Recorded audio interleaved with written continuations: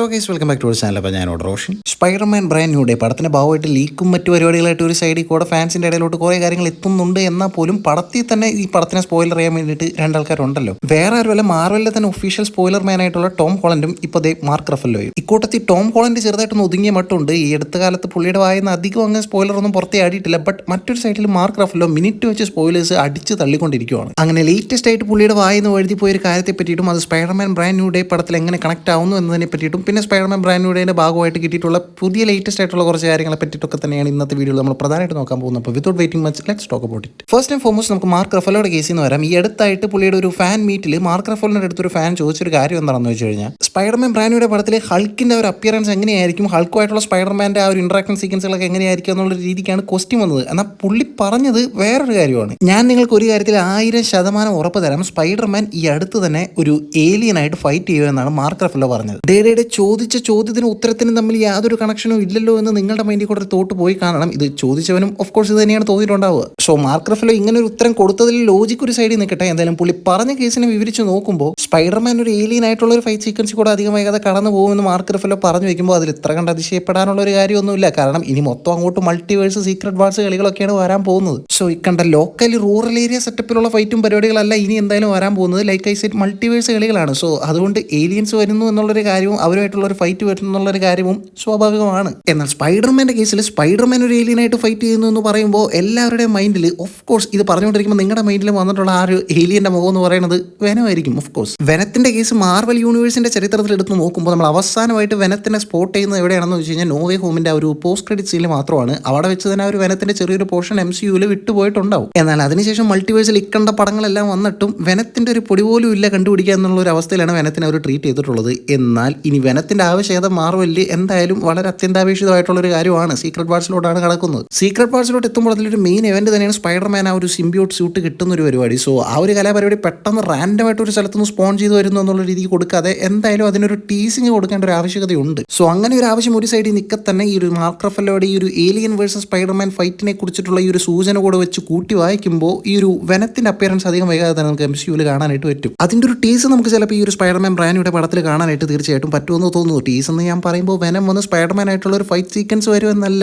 ഈ ഒരു വെനം ഇവിടെ ഉണ്ട് എന്നൊന്ന് കാണിച്ചു തരുന്ന രീതിയിൽ ചെറിയൊരു ക്യാമിയോ പോലെയോ അല്ലെങ്കിൽ പോസ്റ്റ് ക്രെഡിറ്റ് സീനിലോട്ട് മാറ്റി വെച്ചിരിക്കുന്ന ഒരു സീക്വൻസ് പോലെയോ ഒക്കെ നമുക്ക് ഈ ഒരു വെനത്തിന്റെ അപ്പിയറൻസ് ഈ ഒരു MCUവിലെ വെനം ഇപ്പോൾ എവിടെയാണെന്നുള്ള രീതിക്ക് ചെറിയൊരു ഐഡിയ ഈ ഒരു ബ്രാൻഡിയുടെ പടത്തിൽ കൊടുക്കാൻ ചാൻസ് ഉണ്ട്. മാർക്ക് റഫലോ സ്പൈഡർമാൻ ഒരു ഏലിയനായിട്ട് ഫൈറ്റ് ചെയ്യും എന്നുള്ളൊരു കാര്യം പറഞ്ഞതിന് ശേഷം ഈ ഒരു സ്പൈഡർ ഫാൻ്റെ മൊത്തം അതങ്ങ് ഉറപ്പിച്ച് വെച്ചേക്കുവാണ്. ഇത് ഈ ഒരു ഏലിയൻ എന്ന് പറയുന്നത് തീർച്ചയായിട്ടും വെനമാണെന്നുള്ളൊരു കാര്യം. But possibilities R infinite. ഈ ഒരു അവസ്ഥയിൽ ആരുമായിട്ടും സ്പൈഡർമാൻ തല്ലി പിടിക്കാനായിട്ടുള്ളൊരു ചാൻസ് ഉണ്ട്. എന്നാൽ പോലും ഒരു 80% നമുക്ക് വിചാരിക്കാം അത് വെനമായിരിക്കാൻ ചാൻസ് ഉണ്ടെന്നുള്ളൊരു കാര്യം. ആൻഡ് അതിനുശേഷം അറിയാൻ സാധിച്ചിരിക്കുന്ന ഒരു കാര്യം എന്താണെന്ന് വെച്ച് കഴിഞ്ഞാൽ ഈ ഒരു പടത്തിൽ ഹൾക്ക് അപ്പിയറൻസ് ആവുന്നുണ്ടെന്നുള്ളൊരു കാര്യം നമ്മൾ ഓൾറെഡി മുമ്പേ അറിഞ്ഞിട്ടുണ്ടായിരിക്കും. ആൻഡ് അതിപ്പോൾ ഒന്ന് ഊട്ടി ഉറപ്പിച്ചിട്ടുണ്ട്. ഈ ഒരു പടത്തിൽ എന്തായാലും നമ്മൾ സാവേജ് ഹൾക്കിനെ കാണും എന്നുള്ളൊരു കാര്യം. ആൻഡ് സാവേജ് ഹൾക്കിൻ്റെ ആ ഒരു അപ്പിയറൻസ് സീക്വൻസിൽ പുള്ളിക്കാരൻ ഒരു ലാബ് കോട്ടും ഒരു ബ്രൗൺ കളർ ട്രൗസറും ധരിച്ചിരിക്കുന്ന രീതിയിലാണ് ഇവിടെ മെൻഷൻ ചെയ്തിട്ടുള്ളത്. സോ അതുകൊണ്ട് തന്നെ ഏതോ ഒരു ലാബ് സിറ്റുവേഷനിലാണ് പുള്ളിക്കാരൻ ആ ഒരു ട്രാൻസ്ഫോർമേഷൻ വരുന്നതെന്ന് തോന്നുന്നു. ലാബ് സിറ്റുവേഷൻ എന്ന് പറയുമ്പോൾ ഇതിനോടൊക്കെ ഇറങ്ങിയിട്ടുള്ള സ്പൈഡർമാൻ്റെതായിട്ടുള്ള പോസ്റ്റർ, ട്രെയിലർ, ടീസർ പരിപാടികളൊക്കെ വെച്ച് നോക്കുമ്പോൾ സ്പൈഡർമാൻ്റെ ആ ഒരു മ്യൂട്ടേഷൻ പ്രോസസ്സിൽ സ്പൈഡർമാൻ ബ്രൂസ് ബാനറിൻ്റെ അടുത്ത് സംശയം ചോദിക്കാനായിട്ട് വരുന്ന രീതിയിലുള്ള ഒരു സീക്വൻസ് ഉണ്ടാവും. അങ്ങനെ പീറ്റർ പാർക്കിനെ ബ്രൂസ് ബാനർ എക്സാമിൻ ചെയ്യുന്ന ആ ഒരു പ്രോസസ്സിൻ്റെ ഇടയ്ക്ക് എങ്ങാനും പുള്ളിക്ക് എന്തോ ഒരു പരിപാടി പറ്റിയിട്ട് പുള്ളി ആ ഒരു ഹൾക്ക് ഫോമിലോട്ട് ട്രാൻസ്ഫോം ആവുന്ന രീതിയിലൊക്കെ ആയിരിക്കാം ആ ഒരു സീക്വൻസ് പോകുന്നതെന്ന് തോന്നുന്നു. നോക്കാം. കുറേ പേർക്ക് ഗ്രേ ഹൾക്കാണ് പടത്തിൽ വരാൻ പോകുന്നത് എന്നുള്ള രീതിക്ക് പറയുന്നത് കേട്ടായിരുന്നു. നോ,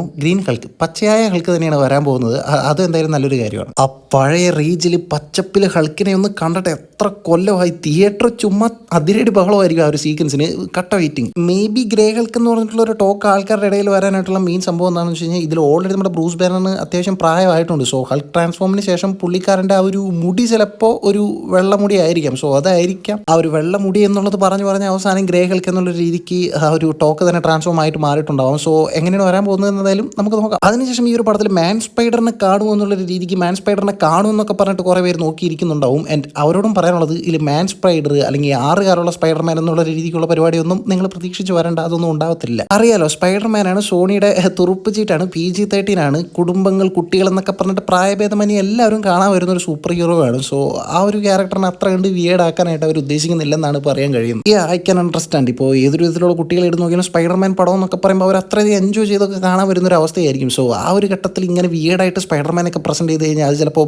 പറയാൻ പറ്റത്തില്ല, വലിയൊരു ട്രോമയായിട്ട് തന്നെ മാറാനായിട്ട് ചാൻസ് ഉണ്ട് പിള്ളേരുടെ ഇടയിൽ. ഓക്കെ, ഫാമിലി ഫ്രണ്ട്ലി ആയിട്ടുള്ള ഈ ഒരു സൂപ്പർ ഹീറോനെ അതേ കണക്ക് തന്നെ ആൾക്കാരുടെ ഇടയിലോട്ട് പ്രസന്റ് ചെയ്യാനായിട്ട് കാണിക്കുന്ന ഈ ഒരു ഉത്സാഹം, അതുപോലെ തന്നെ റോ ആയിട്ടുള്ള സൂപ്പർ ഹീറോസിനെ അവർക്ക് അർഹതപ്പെട്ട ആ ഒരു വയലൻസ് നേച്ചറോട് കൂടെ കാണിച്ചാൽ കൊള്ളായിരുന്നു, സോണിയോടാണ് പറയുന്നത്. ആൻഡ് ഇവരുടെ ആ ഒരു സ്പൈഡർമാൻ്റെയും ഹൾക്കിൻ്റെയും ഒരു ഫ്രണ്ട്ലി ഫൈറ്റ് വരുന്നുള്ള രീതിക്ക് പറഞ്ഞിട്ടുണ്ടായിരുന്നല്ലോ. ആ ഒരു ഫൈറ്റ് മൊത്തം ഒരു കൺഫ്യൂസിങ് സ്റ്റേജിൽ വരുന്ന ഒരു ഫൈറ്റ് രീതിക്കാണ് എടുത്തു വെച്ചേക്കുന്നതാണ് അറിയാൻ കഴിയുന്നത്. അതായത് സ്പൈഡർമാന് ഒരു കൺഫ്യൂഷൻ ഉണ്ട്, ഹൾക്കിന് തന്നെ അറിയോ എന്നുള്ള രീതിക്ക് ഒരു കൺഫ്യൂഷൻ. ഇപ്പോൾ കൃത്യമായിട്ട് പറയാനാണെങ്കിൽ റാഗ്നറോക്ക് പടത്തിൽ ആ ഒരു ഹൾക്കിൻ്റെയും തോറിൻ്റെയും ഫൈറ്റ് നിങ്ങൾ കണ്ടിട്ടില്ലേ? ആ ഒരു ഫൈറ്റിൽ തോറ് ഹൾക്ക് തന്നെ ഫ്രണ്ട് ആണെന്നുള്ള രീതിക്കൊക്കെ പറഞ്ഞു ചെല്ലുന്നുണ്ടെങ്കിലും തോറിനെ എടുത്തിട്ട് അലക്കുന്ന രീതിയിലാണ് ആ ഒരു ഫൈറ്റ് പോകുന്നത്. സോ അതേ ഒരു കൺഫ്യൂസിങ് പ്ലസ് ഫൺ പരിപാടി ഇതിലും കാണാമെന്ന് വിചാരിക്കുന്നു. ആൻഡ് ഈ ഒരു പടത്തോടു കൂടി നിർത്താതെ ഹൾക്കിനെ തുടർന്ന് വരുന്ന MCU പ്രൊജക്ട്സിലൊക്കെ നല്ല രീതിക്ക് ഇൻവോൾവ് ചെയ്യിക്കാനും ഒരു പ്ലാൻ പോകുന്നുണ്ട്. ഹൾക്കിനെ ഇതുവരെ ഒരു ഇല്ലുള്ള കുഞ്ഞായിട്ടാണ് ഇവർ ട്രീറ്റ് ചെയ്തിട്ടുള്ളത്. സോ അതൊക്കെ മാറ്റി പുള്ളിക്ക് കിട്ടേണ്ട ആ ഒരു പരിപാടി ഇനി നിങ്ങൾക്ക് കാണാനായിട്ട് പറ്റുമെന്നും പറയുന്നുണ്ട്. അങ്ങനെ പറയുമ്പോൾ അടുത്ത ക്വസ്റ്റ്യൻ എന്ന് പറയുന്നത് ഹൾക്കിൻ്റെ മാത്രമായിട്ടുള്ളൊരു സോളോ പടം എന്നുള്ളൊരു കാര്യമാണ്. അതിൻ്റെ ചാൻസ് വളരെ വിരളമാണ്. എന്തായാലും കിട്ടിയ ബോണസ് എന്നുള്ള രീതിക്ക് മാത്രം പ്രതീക്ഷിക്കാം ഹൾക്കിൻ്റെ ഒരു സോളോ പടം. അതിനുശേഷം തോട്ടെ ഈ ഒരു പിക്ക് നിങ്ങൾ കുറേ പേര് ഇതിനോടകം കണ്ട് കാണണം. പണിഷറും പിന്നെ നമ്മുടെ സാഡ് സിംഗിൻ്റെ ആ ഒരു ക്യാരക്ടർ ഒരുമിച്ച് നിൽക്കുന്ന രീതിയിലുള്ള ഒരു പിക്കാണ്. ഇത് ഒറ്റ നോട്ടത്തിൽ കാണുമ്പോൾ ഇത് AAL എന്ന് പറഞ്ഞ് ഒഴിവാക്കി കളയാനായിട്ട് പറ്റും. എന്നാൽ ഒരുപാട് ട്രസ്റ്റബിൾ ആയിട്ടുള്ള ഇൻസൈഡേഴ്സ് ഇപ്പോൾ ബാക്കപ്പ് ചെയ്യുന്ന ഒരു കാര്യം എന്താണെന്ന് വെച്ച് കഴിഞ്ഞാൽ, ഓഫ് കോഴ്സ് ഇതൊരു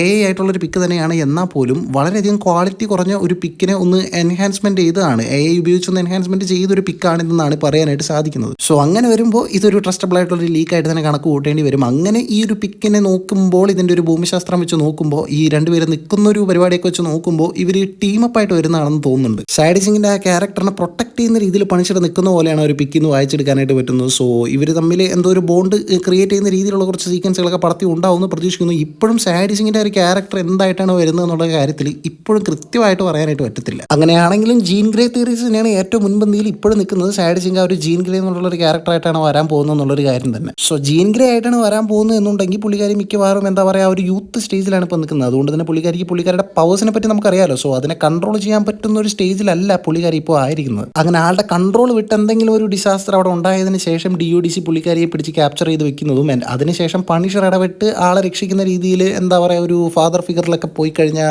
അറിയത്തില്ല, ആ രീതിക്ക് ചിലപ്പോൾ പോയേക്കാം. ഓൾറെഡി ജീൻ ഗ്രേ ആണോ എന്നുള്ളൊരു കാര്യത്തിൽ തന്നെ ചാഞ്ചാടി കളിച്ചുകൊണ്ടിരിക്കുകയാണ് ഫാൻഡം. ഇപ്പോൾ ഈ ഒരു പിക്ചർ ഇറങ്ങിക്കഴിഞ്ഞതിന് ശേഷം ഇനി ജീൻ ഗ്രേ അല്ല, ഇതൊരു ലേഡി പണിഷറായിട്ടാണ് സാഡ് സിംഗ് ഈ ഒരു പടത്തിൽ വരാൻ പോകുന്നത് എന്നുള്ള രീതിക്കും ടോക്സ് വരുന്നുണ്ട്. ഡേ ഇത് എങ്ങോട്ടാണ് പോകുന്നത് നോക്കാം.